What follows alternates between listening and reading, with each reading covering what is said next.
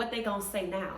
Colorado went into Arizona as the underdog and defeated Arizona 34-7. And Coach Prime is back in the conversation, Coach of the Year. Let's talk about it. In this video, we discussed how Vegas had Colorado as the underdog, suggesting Colorado would lose in the same way that they lost to Kansas State by 3.5 points or 4 points or a field goal. And actually, I said I understood finally why Vegas kept making Colorado the underdog game after game, even though Colorado State game, the Baylor game, all showed that, even if Shedeur was sacked 8 times, he still can come back, keep the team in the game, and lead them to a win, which is what he did. But we went to UCF, a 15-point underdog. And I was like, why would we be an underdog if we won? And I said, oh, I know what it is, because Shedeur doesn't have protection. So after we annihilated UCF, we still went into Kansas as the underdog, but they narrowed the margin of loss. So instead of being a 15-point underdog, we would only lose by 3.5 points or a field goal. Same thing for Arizona. And this week we play Cincinnati. So I checked the standings and we're number 6 in the Big 12, right after number 5, Cincinnati. And I said, oh boy, here we go. Are they gonna make us the underdog? Well, I don't know, but we're ranked after them. So I'm thinking yes, because we were ranked higher than Arizona and we still were the underdog. I'm like, man, but we're 1 win away. Colorado is 1 win away from going to a bowl game. Hopefully it's a good bowl game. They tend to snub Colorado every chance they get, so we're probably going to like the Cabbage Bowl or something crazy like that. But hopefully we get a good one. Of course, my wish was to go to the Sugar Bowl. And I'm not saying we're not gonna get to go to the Sugar Bowl, but I noticed Texas dropped in the rankings and they have a good quarterback controversy on their hands over there. So who knows what's gonna happen with the Sugar Bowl, but I'm fingers still crossed. Colorado, Texas, and the Sugar Bowl. My commentary was, we need to do a better job of managerial effectiveness in terms of who to play and when to make adjustments. Now, on the Arizona side, they did just that. The Arizona game, I was so proud of Colorado. They were clicking on all cylinders, even better than the UCF game. Even though the Baylor game and the UCF game are both memorable, I would say that the Arizona game showed that we could take down anybody. Facts. If we make it to the Big 12, I hope we play Miami. We will take the Miami Hurricanes down. Yeah, I said that. When you watched how effective Colorado was with adjustments, player personnel, I think just about everybody everybody played. And the only area I had an issue with the adjustments, I felt like it took too long, was after that snap fluffle with 58. And then I don't know what happened. The ball got snapped weirdly. And then the subsequent plays, Shedeur didn't have the ball set in his hand when he got it. Not that the snap was bad at that time. I think he was just completely frustrated. And I even said to myself with the snap, I'm like, here we go. Because at that point, the O-line had made various adjustments. They rotated players on the right side really well. And matter of fact, I heard the announcers give 54 2 compliments. And the fans gave 55 good compliments. So when I saw 58 with the little snafu, I was like, oh, here we go, bruh, come on. And then when I saw Shedeur, kind of fumble the ball after that on the subsequent snap, I said, we need to play Cash Cleveland. Because I knew we moved Cash Cleveland up to 2nd in the depth chart because we lost somebody. And I talked about it in my last video. And the announcers said, well, the coach talked to number 58, said you got to get your head in the game. I don't know what you're thinking about, but I'm like, bro, that's not enough. Take him out. But he put him back in the game. Then I think one more snap happened, 1 or 2 more at the most. And then they took him out and put in Cash Cleveland. I don't know where that decision came from, but you can't talk people to death. You can't yell at people to death. You have to make adjustments. That's why you have the depth chart. And I don't know where that kind of thinking comes from, that we just gonna force him to get it. No, it's psychological for him and Shedeur at this point. And Cash Cleveland coming in, he did a good job. The fans say he blocked well. I'm like, you know what? Sounds like he should start the next game. Sounds like he should start the next game. Why not? Give it a go, see what happens. Shiloh did well. 10 months ago, Shiloh was labeled the hardest hitting safety in college football. He looked like that in this game. He just had to knock the rust off. And Shiloh owned it. You know, he said, I had the worst game of my life, you know. And at the same time, he said, people go through ups and downs. I'm like, yes, they do. They have ups and downs. So y'all got to chill out when people make a mistake that if they were not playing for Colorado, y'all wouldn't be all over them. And I'm not talking about y'all because I know the people that watch this channel probably like Colorado. Coach Prime being Coach of the Year.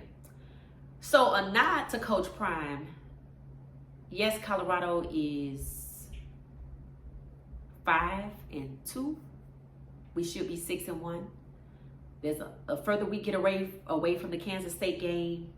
I even heard the announcers say that there's some inconsistency with calls regarding pass interference for Colorado. I'm like, facts, because it happened in this game.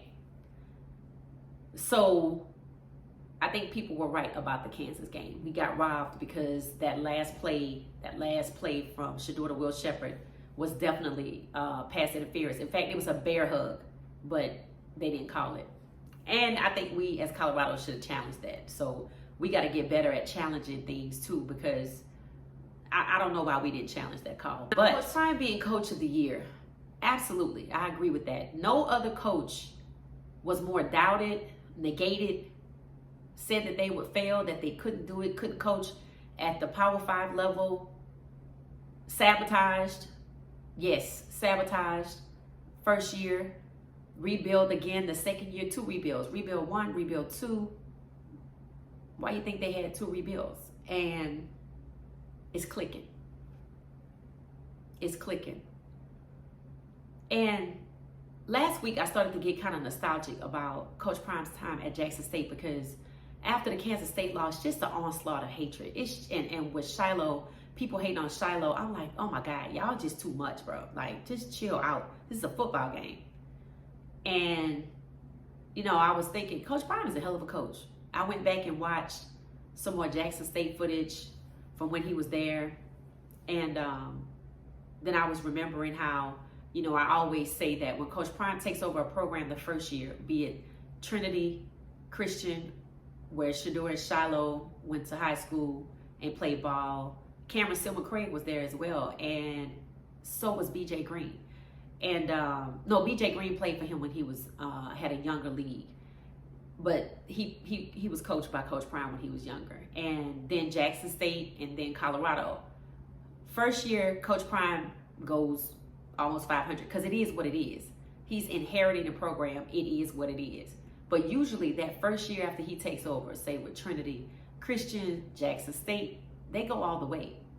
And this is the first year after the taking over. I'll say it that way. So he inherited a 1-11 program. And the first year they went 4-8, and I do believe there was some sabotage there. And now they're 5-3. So this is the year that they'll go all the way.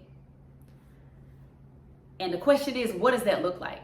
People have asked, what have they planned for? I'm like, I'm sure Coach Prime, being a visionary, has planned to go all the way. But what he speaks on is going to be different, because, you know, he has to think about the pressure he's putting on the players. And especially after the Nebraska game, people probably just couldn't see it. But that doesn't mean he didn't see it. It doesn't mean that they're not set up to go all the way. And kudos to Coach Prime for some of the coaches that come from his coaching tree. We'll start to hear about this more and more as the year goes on, because we have Jackson State. Coach Taylor has led Jackson State. They are undefeated in the SWAC. And they are 4-2 overall, or 5-2 now, because they just defeated FAMU. They said it was a battle of the Titans, which means it sounds like Jackson State is going back to the Celebration Bowl. So congratulations to Jackson State. Coach Taylor came from Coach Prime's coaching tree at Jackson State. And Coach Nick is at Syracuse. Syracuse is doing well. And as time go on, we'll hear about more and more people. There were 2 coaches when Coach Prime was at Jackson State that went to the NFL. I think one went to the Titans, and maybe as player development or something like that. And another one, I think, went to the Vikings. Coach Prime said he does not hold people back. Some people are worried about our defensive coordinator getting scooped up. That is a very likely possibility, but it probably would be by the NFL. I think Coach Dancy could get scooped up. And also, too, in addition to Coach Prime winning Coach of the Year, I think we're going to have about 10 guys, 10 or 12 guys going to the league. This is just an early count. Of course, you got Shedeur, Travis, Alejandro Mata, the entire wide receiver core who's eligible, LaJohntay, Jimmy Horn Jr., Will Shepherd. Okay, now let's move over to defense. Cameron Silver Craig, Lavonta Bentley, Nakai Hill Green, Chidozie. That's 10, right? Then we got BJ Green, Okanola, and maybe Barnes. And then Shiloh Sanders. That's 14 people.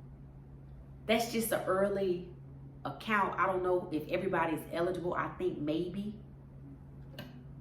That's not including anybody maybe from the offensive line. I'm not sure. Coach Prime says the scouts look at practice film. That's why he got on the team about effort. You have to go watch that video. Well Off Media. I think it was the last meeting before they played Arizona. Or Kansas State, actually. And one of the players from Colorado that came back and did like a Zoom call, he plays for Miami, Derek McClendon. Coach Prime asked him in front of the entire room, how do they practice? Because, he's with Miami, Tyreek Hill. And he said they practice like it's a game. I'm so glad they heard that. Because, hearing it from Coach Prime is one thing, but hearing it from somebody they played with last year who's actually in the league.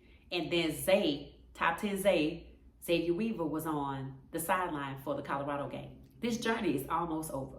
And for some of us, it's been since Trinity to Jackson State both years, and now Colorado both years. And Coach Prime will be there next year, but about 12 or 13 people will likely be in the NFL on some of our favorite teams. I have LaJohntay Wester going to the Cincinnati Bengals. I don't know why I think that, but I just do. But that's it for me. Y'all let me know what y'all think about the keys to the victory for the Cincinnati game. And if you watched the Arizona game, what did you like best about the game? Peace. That's it for now.